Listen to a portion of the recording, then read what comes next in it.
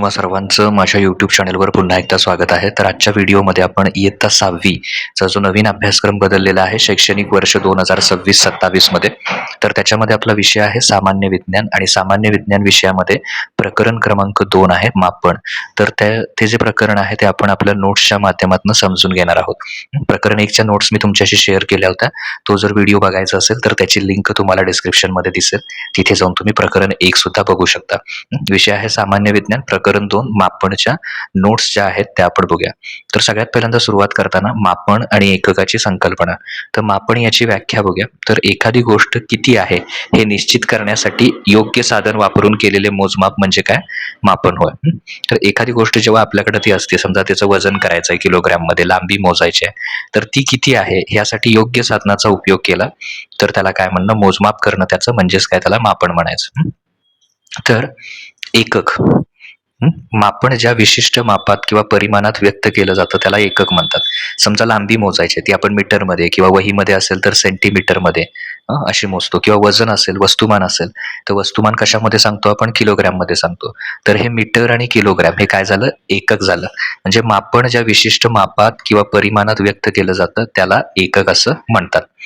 आता दुसरं आहे मापनाचे 2 मुख्य प्रकार आणि त्याचा इतिहास. तर याच्यामध्ये पहिलं आहे अप्रमाणित माप, म्हणजे नॉन स्टँडर्ड मेजरमेंट. अप्रमाणित माप.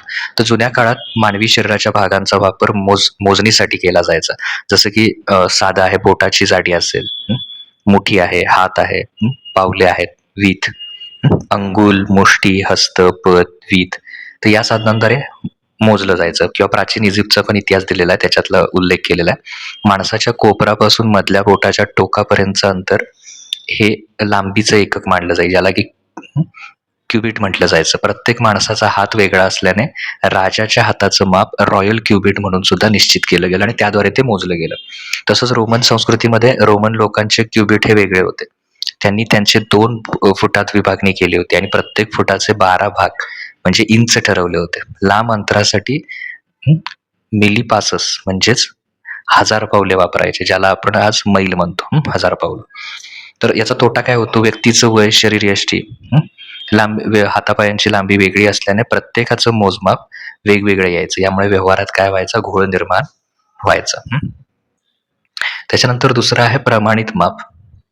तर सर्वांनी मोजल्यावरही ज्या मापनाचं उत्तर एकच येतं आणि व्यक्तीनुसार बदलत नाही, त्याला काय म्हटलं जातं? प्रमाणित माप म्हटलं जातं. जसं आता आपण हाताच्या साह्यानं मोजतो, प्रत्येकाचा हात वेगळा, त्यामुळे ते उत्तर वेगवेगळं येणार. परंतु समजा आपण पट्टीचा उपयोग केला आणि पट्टीनं कुठलीही लांबी मोजली तर प्रत्येकाची ती समानच येणार. त्याला म्हणायचं प्रमाणित मापन. आता आंतरराष्ट्रीय एकक पद्धत, त्याला इंग्लिशमध्ये SI सिस्टीम असं म्हणतात. जगभरातील व्यापारी आणि व्यवहारात एकसूत्रता आणण्यासाठी प्रमाणित एककांची एक पद्धत ठरवण्यात आली आणि त्याला काय म्हटलं जातं? System international. इंटरनॅशनली म्हणजे SI पद्धती असं म्हटलं जातं. की सगळ्या जगात एकाच पद्धतीनं मोजमाप केलं जातं. आता भौतिक राशी आणि प्रमाणित एकक SI एकक बघूया आपण. सगळ्या जगात तीच वापरली जातात. समजा लांबी किंवा अंतर मोजायचं आहे तर ते मुख्यतः कशामध्ये? मीटरमध्ये, आणि त्याला M वापरलं जातं. म्हणजे समजा 10 मीटर लिहायचं आहे तर असं लिहायचं 10 मीटर. वस्तुमान असेल तर त्याच्यासाठी किलोग्रॅम हे प्रमाणित एकक आहे आणि केजी वापरतात इंग्लिशमध्ये. 15 केजी असं. वेळ आणि काळ, तर हे कशामध्ये? सेकंदमध्ये मोजलं जातं. तर त्याचा यस हा सिम्बॉल वापरतात. समजा 10 सेकंद लागतात तर 10 यस. त्याच्यानंतर लांबी मोजण्याची एकके आणि त्याचे रूपांतर. जसं की 1 मीटर किती येणार? 100 सेंटीमीटर. 1 centimetre 10 millimetre. म्हणजे एका एककाचं दुसऱ्या एककात काय केलं आपण? रूपांतर केलं. कंपास पेटीमधील 15 सेंटीमीटर पट्टीच्या 2 मोठ्या खुणांमध्ये, म्हणजे समजा ही आपली पट्टी आहे तर पट्टीमध्ये इथं 0 आहे, इथं 1 आहे. तर याच्या दरम्यान अशा लहान लहान किती असतात? 10 रेषा असतात. तर त्या प्रत्येक लहान रेषेला एकाला काय म्हणतो आपण? मिलीमीटर म्हणतो. तर त्याला म्हणायचं मिलीमीटर. 1 किलोमीटर 1000 मीटरचा 1 किलोमीटर होतो. आता 2 शहरांमधलं अंतर हे काय तुम्ही पट्टीनं मोजू शकत नाही. तर त्यासाठी किलोमीटर हे एकक वापरलं, मोठं एकक वापरलं जातं. म्हणजे सेंटीमीटर मीटरमध्ये आपण मोजणं, मीटरमध्ये पण 1000चा मीटरचा 1 किलोमीटर. आणि शहरांमधली अंतर मग काही वेळा 50, 100 अशी किलोमीटर असतात. त्यामुळं किलोमीटर हे एकक त्यासाठी योग्य ठरतं. त्याच्यानंतर पुढे आहे मोजपट्टीने लांबीचे अचूक मापन करण्याची नियमावली. तर पट्टी हाताळताना विद्यार्थ्यांनी खाली 5 चुका. योग्य संपर्क. पट्टी नेहमी वस्तूच्या पृष्ठभागाला समांतर, पृष्ठभाग जो आहे त्याला बरोबर त्याच्या समोर समांतर आणि थेट संपर्कात ठेवावी. आरंभ बिंदू 0 चिकून वस्तूचे पहिले टोक मोजपट्टीवर ठेवून 0 वरच आले पाहिजे. म्हणजे समजा लांबी मोजायची तर जिथून वस्तू मोजायची त्याला बरोबर 0 मॅच व्हायला पाहिजे. तुटलेली किंवा पुसट झालेली पट्टी, कुठल्याही प्रकारची पट्टी असेल त्याचं टोक तुटलेलं असेल किंवा 0 दिसत नसेल, पुसट असेल, तर मग पुढील अंकापासून 1 पासून काय करावं, मोजणी सुरू करावी. तर मग अंतिम वाचन समजा आता इथे बघा माझ्या पट्टीवरचा काय झाला, 1 सेंटीमीटर 0 गेलेला आहे. मग 1 सेंटीमीटर पासून सुरू आहे. तर समजा एखाद्या याची लांबी किती आली, 5. तर अंतिम वाचन किती आलंय, 5 आलंय. आणि सुरुवातीचा अंक किती आहे, 1. तर 5 वजा 1 म्हणजे त्याची लांबी किती येणार, 4 सेंटीमीटर. ओके. पाहण्याचा कोन. पट्टीवरील अंक नोंदवताना म्हणजे तुमचा जो अंक बघायचा आहे नोंदवताना डोळा नेहमी त्या खुणेच्या अगदी लंबरूप म्हणजे बरोबर वरच्या बाजूला एकदम वरून बघायचं आहे तुम्ही बघताना. ओके. इकडून किंवा इकडून तिरकं बघायचं नाही. डावीकडून किंवा तिरपे पाहिल्यास मोजमाप चुकेल. वक्र किंवा गोलाकार वस्तूंचं मापन. चेंडू, बरणीचा घेर, वाकड्या रेषेची लांबी मोजण्यासाठी सरळ पट्टी वापरता येत नाही. अशा वेळी प्रथम दोरा वापरून वक्र भाग फिरवावा आणि मग त्या दोऱ्याची लांबी किंवा मोजपट्टी मोजावी. समजा चेंडू आहे तर त्याचा असा परीघ मोजायचा आहे तुम्हाला. तर एक दोरा घ्यायचा आणि तो त्याच्याभोवती गोल फिरवायचा आणि मग त्याची लांबी काढायची. किंवा टेलर वापरतात तो सहज गोल फिरवता येईल अशी मीटर टेप सुद्धा वापरली तरी चालेल गोल वस्तू असताना. आता पुढचा मुद्दा आहे संदर्भ बिंदू म्हणजे काय. ही व्याख्या परीक्षेत बऱ्याचदा विचारली जाते त्यामुळे करून ठेवा. जेव्हा आपण अंतर मोजतो तेव्हा ते कुठल्या तरी एका निश्चित स्थिर जागेवरून किंवा बिंदूपासून मोजतो. त्या स्थिर बिंदूला काय म्हणतात, संदर्भ बिंदू म्हणतात. म्हणजे इथून जे मोजायला जिथून चालू केलं जातं त्या बिंदूला काय म्हटलं जातं, संदर्भ बिंदू म्हणतात. उदाहरणार्थ खो खो किंवा इतर खेळांचे मैदान आखताना रोवलेला पहिला खांब हा दुसऱ्या खांबासाठी संदर्भ बिंदू ठरतो. म्हणजे समजा खो खो खेळायचं आहे आपल्याला तर असे 2 खांब असतात. 2 खांबांमधलं अंतर जे काही खो खोच्या नियमानुसार आहे तेवढं जर विचारात घेतलं तर पहिला खांब हा संदर्भ बिंदू झाला. मग तेवढ्या अंतरावर समजा एक आपण असं 20 मीटर अंतरावर आहे दुसरा खांब. ओके. तर पहिल्या खांब हा संदर्भ बिंदू झाला तर दुसरा खांब त्याच्यापासून 20 मीटर अंतरावर पाहिजे. महामार्गावर गावाची अंतर लिहिलेली फलक हे ठराविक संदर्भ बिंदूपासून मोजलेले असतात. बरोबर आहे. गावापासूनच एका गावापासूनच दुसऱ्या गावापर्यंतचं अंतर. तर जिथून गाव सुरू होतं तिथं पहिल्यांदा तिथं 0च असेल. त्याच्यानंतर त्याच्या पुढे मग 1 किलोमीटर ते गाव बाकी आहे असं दाखवलं जाईल. तर तिथून सुरुवात केली जाते. त्याला म्हणायचं जिथून सुरुवात केली जाते त्या निश्चित बिंदूला काय म्हणतात, संदर्भ बिंदू म्हणतात. सूक्ष्म मापनाची विशेष साधने. आता कपड्याची लांबी किंवा मैदानाची लांबी मोजताना समजा 1 मिलीमीटरचा फरक पडला. भलं मोठं मीटरचं कापड आहे आणि आपल्या पट्टीवरचा जो छोटासा 1 मिलीमीटर आहे तेवढा फरक पडला तर फारसं बिघडत नाही. परंतु यंत्रांचे जोडणारे सुट्टे भाग किंवा अत्यंत बारीक तारांची जाडी मोजताना, जशी तुमची गाडी आहे तर गाडीचे काही इंजिनचे पार्ट असतील तर त्याच्यात 1 मिलीमीटर सुद्धा त्याच्यात चूक चालत नाही. त्यासाठी कारखान्यात किंवा प्रयोगशाळेत विशेष साधने असतात. त्यासाठी काय वापरतात त्याची फक्त तुम्हाला आता ओळख असली पाहिजे. स्क्रू गेज, अत्यंत पातळ वस्तूची जाडी, एकदम पातळ वस्तू आहे, खूप छोटी वस्तू त्याची जर जाडी मोजण्यासाठी किंवा तार जर आहे त्याची जाडी तारेसारखा आकार असणाऱ्याची जाडी मोजण्यासाठी स्क्रू गेज वापरतात. व्हर्नियर कॅलिपर, नळीचा आतला भाग किंवा बाहेरील भाग त्याचा व्यास, सूक्ष्म लांबी मोजण्यासाठी व्हर्नियर कॅलिपर सुद्धा यूज करतात. तुमच्या पुस्तकामध्ये याच्या आकृत्या आहेत तुम्ही बघू शकता. ओके. त्याच्यानंतर महत्वाचं आहे तापमान आणि तापमाप.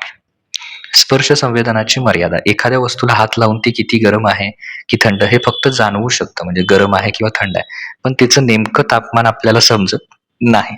शिवाय एकाला कोमट वाटणारं पाणी दुसऱ्याला जास्त गरम वाटू शकतं, कारण ही एक सापेक्ष कल्पना आहे. तर त्याच्यासाठी एक प्रयोग पण दिलाय तुमच्या पुस्तकामध्ये की समजा की एखाद्या नॉर्मल साधं पाणी आहे त्याच्यामध्ये तुम्ही दोन्ही हात बुडवलेत आणि एक हात आपला काय केला, गरम पाण्यामध्ये जर बुडवला आणि दुसरा एकदम थंड पाण्यामध्ये बुडवला, तर त्याच्यातला तुम्हाला फरक जाणवेल की तुम्हाला तुलनेनं काय होणार आहे, तो पाणी जास्त गरम लागणार आहे किंवा जास्त थंड लागणार आहे, एकदमच थंड आहे त्यापेक्षा.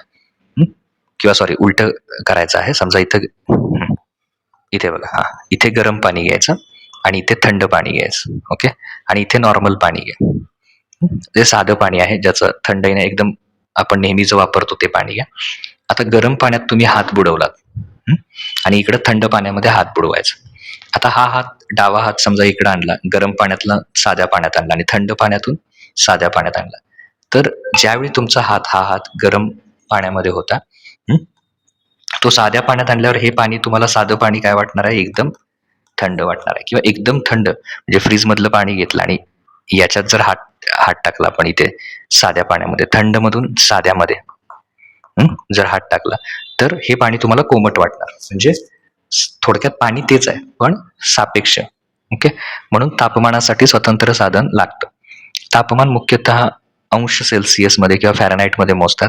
वैज्ञानिक जर संशोधन असेल किंवा तुमच्या शाळेच्या लॅबमध्ये वगैरे असेल, तर केल्व्हिनमध्ये वापरतात, प्रयोगशाळेमध्ये वगैरे. कार्यतत्व तापमापीच्या फुग्यातील द्रव त्याच्यामध्ये एकतर पारा असतो किंवा अल्कोहोल असतो. उष्णता मिळाली की तो प्रसरण पावतो आणि पोकळ नळीत वर चढतो आणि त्यावरनं त्याचं मापन केलं जातं.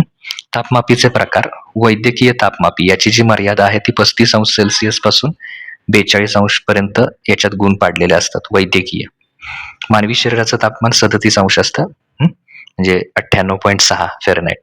तर 37 अंश त्यासाठी ही वैद्यकीय तापमापीचा उपयोग होतो. आता दुसरं आहे प्रयोगशाळेतील तापमापी. याच्यावर 0 अंश ते 110 अंश किंवा त्यापेक्षा जास्त सुद्धा असतं. जेणेकरून उकळते पाणी किंवा वाफेचं तापमान त्यांना मोजता येईल. याच्यात फक्त 42 अंश मर्यादा, याच्यात मात्र 110 अंश आहे. त्यामुळे प्रयोगशाळेत याचा उपयोग होतो. डिजिटल तापमापी यात पारा नसतो तर सेन्सर असतो. डिजिटल पद्धतीचा असल्यामुळे शरीराचं तापमान मोजल्यावर यात बीप असा आवाज येतो आणि स्क्रीनवर आपल्याला जेवढं त्याचं तापमान आहे तो अंक दिसतो. इन्फ्रारेड तपासणी शरीराला किंवा वस्तूला स्पर्श न करता लांबूनच तापमान मोजणारे साधन. कोरोनाच्या साथीच्या काळात गर्दीच्या ठिकाणी तपासणीसाठी याचा मोठ्या प्रमाणात वापर होतो. शास्त्रज्ञांची ओळख.